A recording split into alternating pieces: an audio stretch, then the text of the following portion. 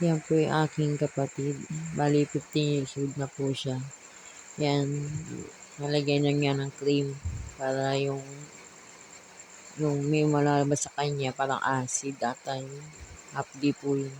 Nalalagyan niya ng cream.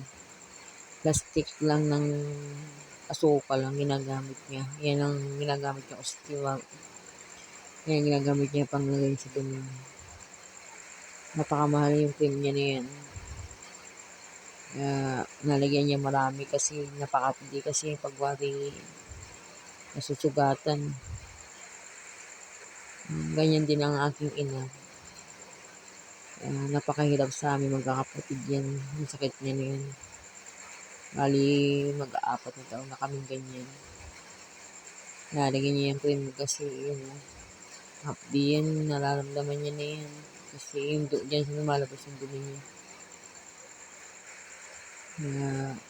Mama ko, wala na kami mama.